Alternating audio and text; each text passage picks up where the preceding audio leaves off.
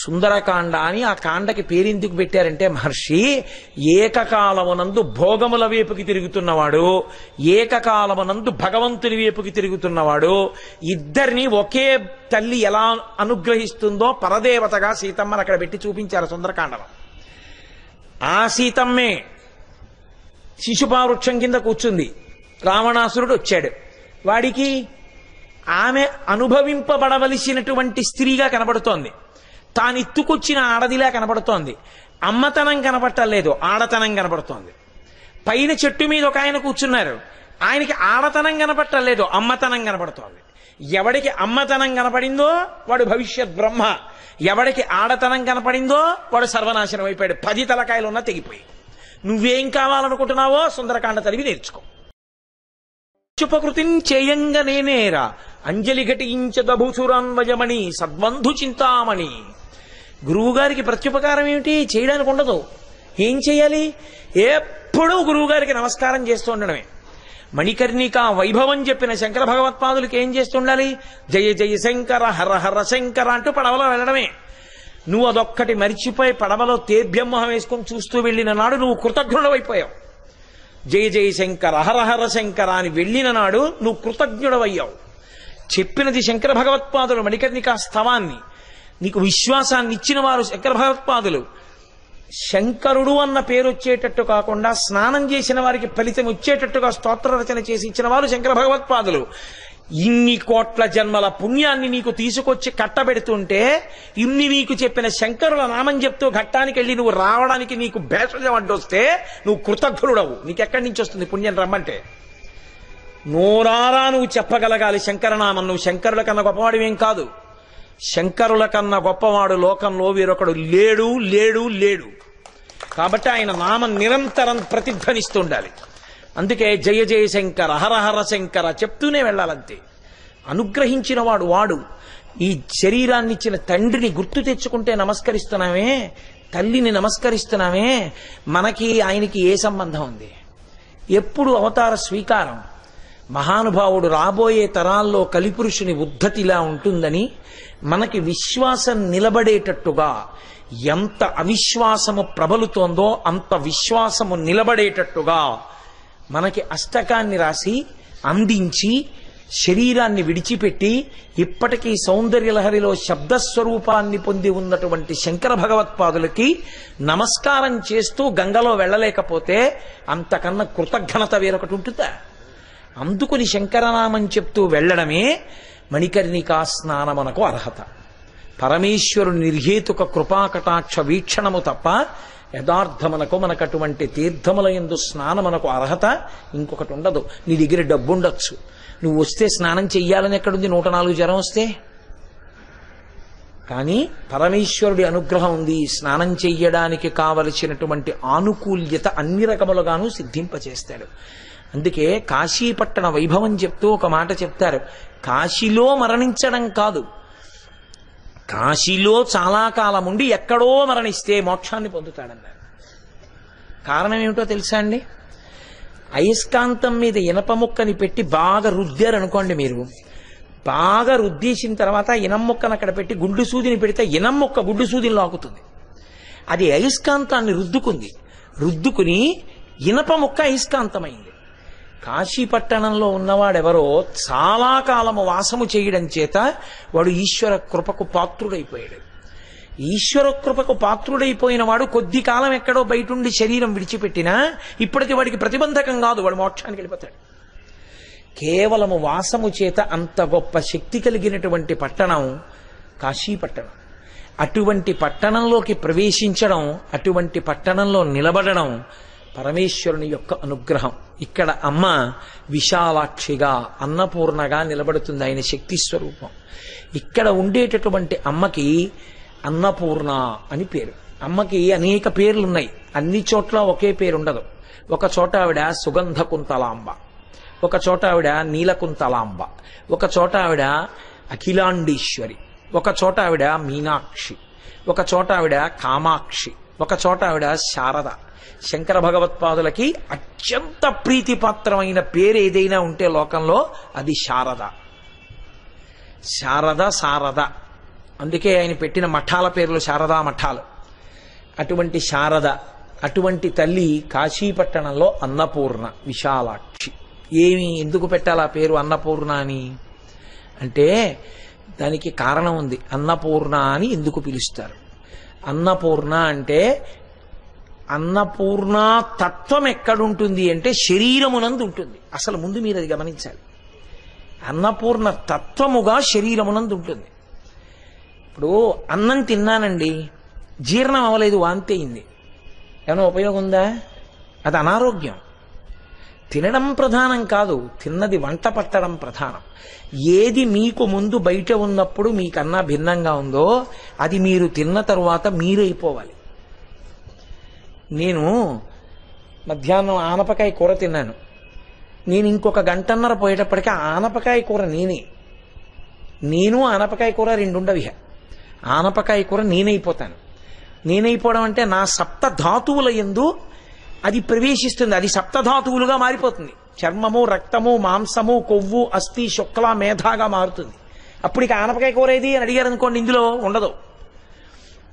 అలా ఉండకుండా సప్తధాతువులుగా మారుతూ ఉండడాన్ని అన్నపూర్ణాతత్వము అంటారు. అది ఎంతకాలము దీనికి ఉంటుందో అంతకాలము ఇది ఉపాసనకు యోగ్యమవుతుంది.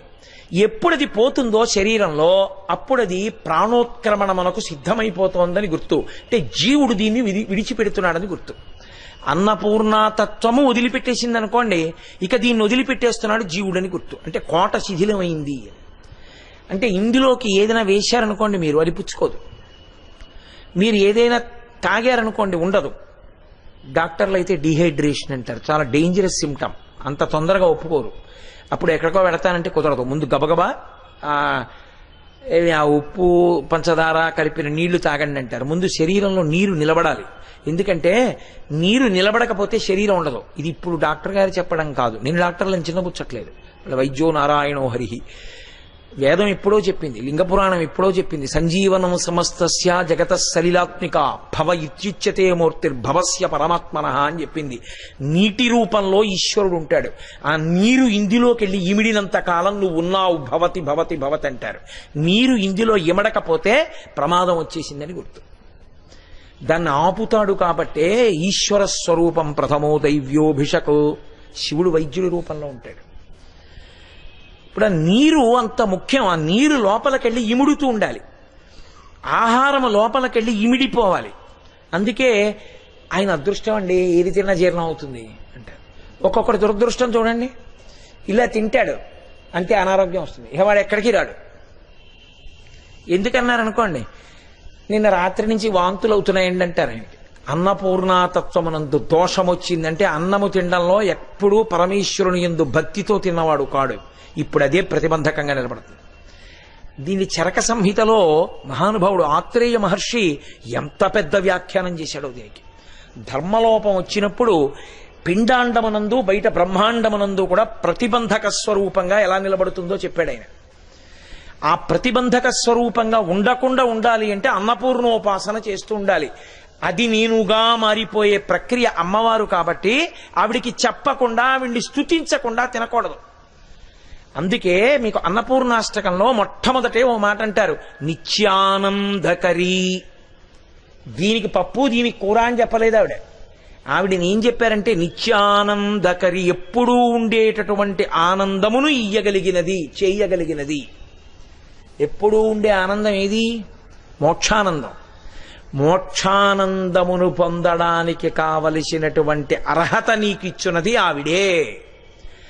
ఆవిడ అనుగ్రహం ఉన్నదా, నీ పంచేంద్రియములు పరమేశ్వరుడి వైపుకి తిరుగుతాయి. ఆవిడ అనుగ్రహము లేదు, పంచేంద్రియములు భోగముల వైపుకి తిరుగుతాయి. సుందరకాండ అని ఆ కాండకి పేరెందుకు పెట్టారంటే మహర్షి ఏకకాలమునందు భోగముల వైపుకి తిరుగుతున్నవాడు, ఏకకాలమునందు భగవంతుని వైపుకి తిరుగుతున్నవాడు, ఇద్దరిని ఒకే తల్లి ఎలా అనుగ్రహిస్తుందో పరదేవతగా సీతమ్మను అక్కడ పెట్టి చూపించారు సుందరకాండలో. ఆ సీతమ్మే శిశుపావృక్షం కింద కూర్చుంది. రావణాసురుడు వచ్చాడు. వాడికి ఆమె అనుభవింపబడవలసినటువంటి స్త్రీగా కనబడుతోంది.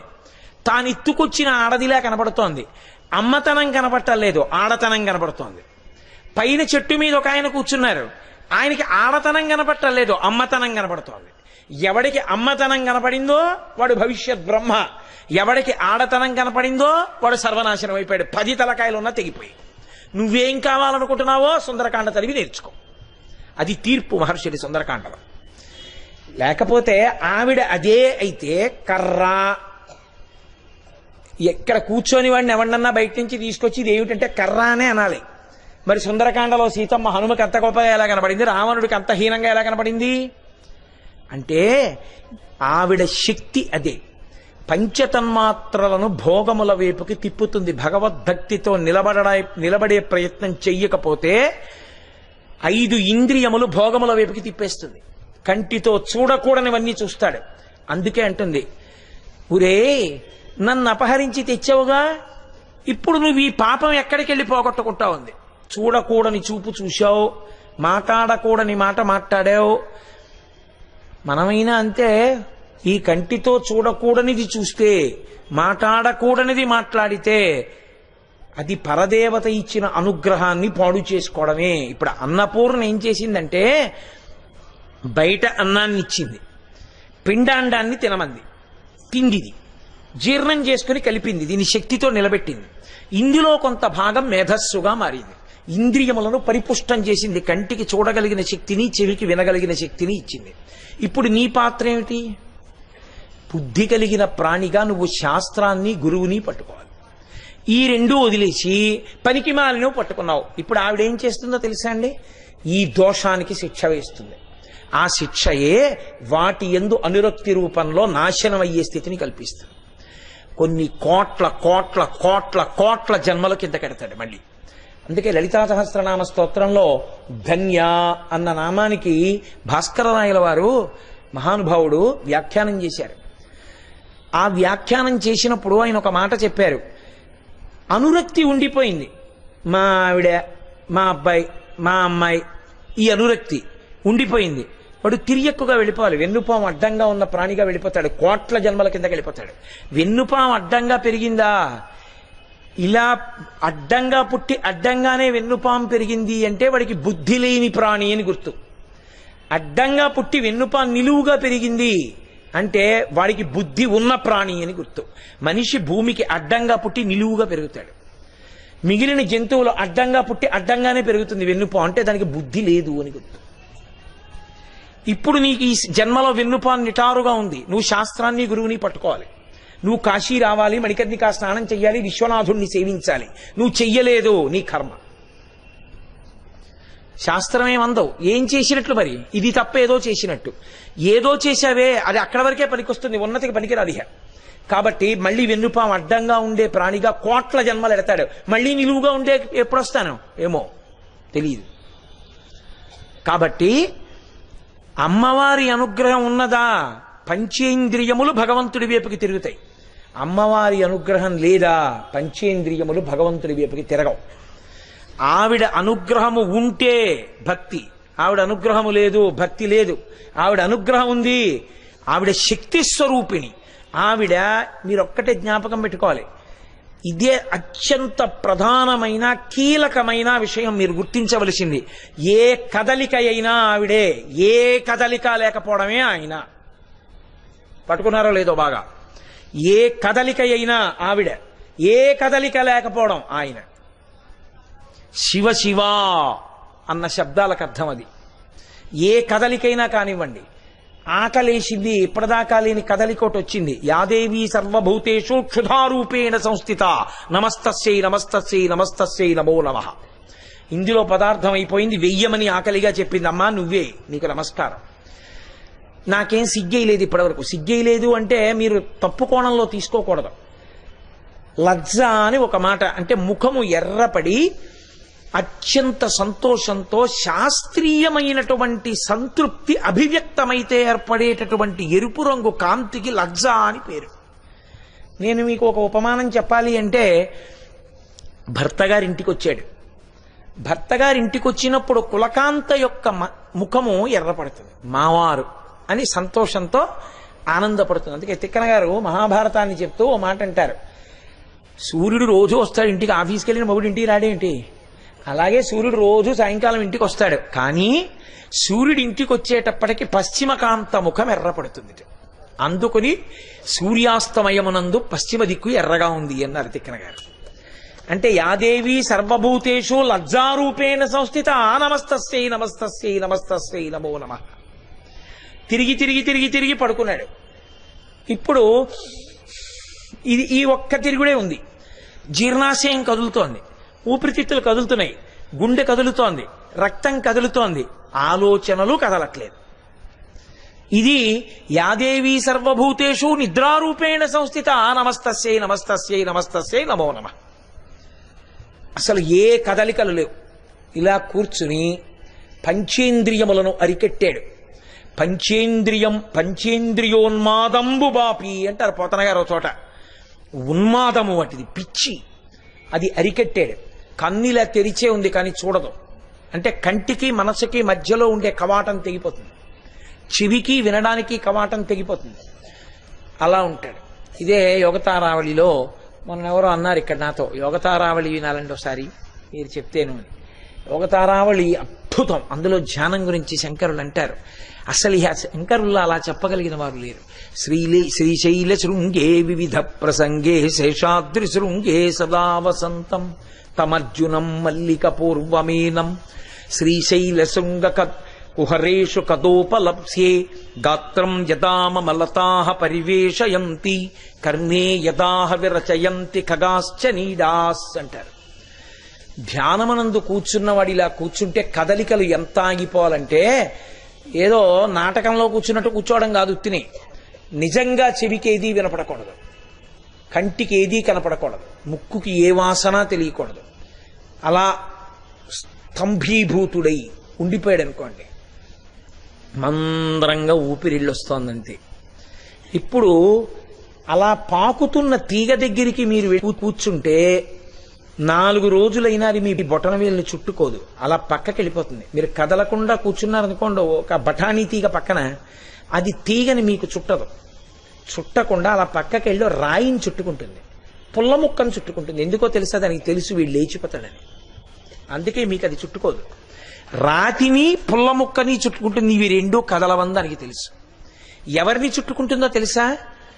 అపారమైనటువంటి తపస్సమాధి ఎందు ధ్యానములో అలా ఉండిపోతే పుల్లముక్కెంతో రాయంతో వీడు కదలడని వచ్చి చుట్టుకుంటుంది. గాత్రం యదామలతాః పరివేషయంతి, తీగలన్నీ అల్లుకుంటాయి. అల్లుకుని అలా కూర్చుని ఉండిపోయాడు. ఒళ్ళు మట్టి పట్టింది, వానబడింది, అక్కడ చిన్న మొక్క మొలిచింది, అది చెట్టు అవుతుంది. ఇప్పుడు చుట్టూ చెట్లు తీగలు అన్నీ అల్లుకుపోయి, అల్లుకుంటే ఊరుకుంటాయేంటి? దాని మీద పక్షులు వచ్చి గూళ్ళు ఎట్టాయి, ఊరుకుంటాయా? పైగా అవి గూడి పెట్టుకోవడానికి తేలిగ్గా ఉండాలంటే ఒక కన్నం ఉంటే దానికి చాలా తేలిక, అందులో పుల్లెడతాయి. ఇప్పుడు వీడు కదలడగా, అందుకని చెవుల్లోకి తెచ్చి పుల్లలెడతాయి. ఎంత ధ్యానంలో ఉన్నవాడైనా, ఎంత నిద్రపోతున్నవాడైనా చెవిలో పుల్లడితే లేచి కూర్చుంటాడు. తర్వాత స్థాయిలో ధ్యానంలో ఏమవుతాడంటే చెవిలో అవి తెచ్చి పుల్లలు పెట్టి గూడు కడతాయి. గూడు కట్టి అవేం ఊరుకోవు, అవి గుడ్లెట్టి పిల్లల్ని ఎడతాయి. పిల్లల్నెట్టి అసలు ఊరుకోవు.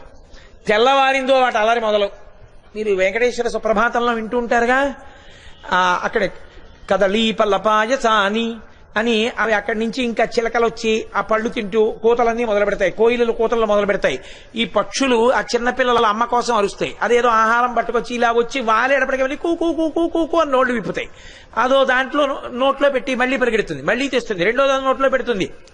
అరుపులు, కేకలు, బొబ్బలు, ఇంత అల్లరి. పరవస్తు చిన్నైశ్వరి వర్ణిస్తాడే, గంగా తీరమనందు ఒక పెద్ద వటవృక్షంబు కలదో, దాని మీద అనేకమైనటువంటి మృగ కాక పక్షి సంఘము జీవించుచుండే అని. అలా ఈ గోళ్లలో అరుపులు, కేకలు, బొబ్బలు, ఈ పక్షుల అల్లరి ఆయనకే తెలీదు. అలా ఉండిపోయిన స్థితి శంకరా నాకు శ్రీశైలంలో ఎప్పుడైనా వస్తుందా అన్నారు శంకరాచార్యులు వారు. ఆయనకి లేక ఎవరే ధ్యానం చేసి ఆ స్థితికి వెళ్ళగలగాలను వారు.